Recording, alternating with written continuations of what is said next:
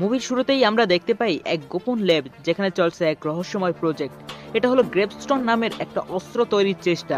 এই ল্যাবের পরিবেশ নাকি একেবারে পুরাতন সময়ের সোভিয়েত ইউনিয়নের মতো, যেখানে অনেক গোপন গবেষণা হতো।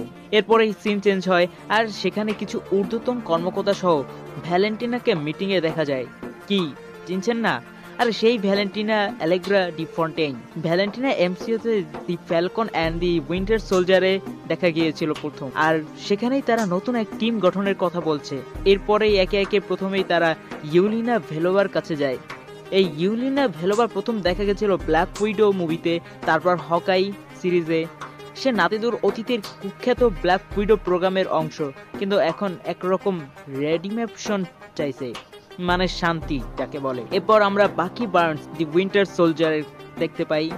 হ্যাঁ, আমাদের সব থেকে পুরনো অ্যাভেঞ্জার্সদের মধ্যে এই বাকি বার্নসকেই আমরা পাই। একে তো আমরা এমসিইউতে বহু আগেই দেখেছি, Captain America the first avenger থেকে শুরু করে, তারপর the winter soldier, infinity war, endgame, falcon the winter soldier সিরিজে। সে হচ্ছে এক সময়ের হাইড্রার ব্রেইন ওয়াশ হিটম্যান, এখন নিজের অতীত ঠিক করতে চায়। এরপর আমরা দেখতে পারি জন ওয়াকার। এই ভাই সাহেব হলো the Falcon and the winter Soldier সিরিজের সেই নতুন ক্যাপ্টেন আমেরিকা, যে ভদ্র আমেরিকান স্টাইলে কাজ না করে একবার লাইভে লোক মেরে ফেলেছিল। এখন তার নাম ইউএস এজেন্ট।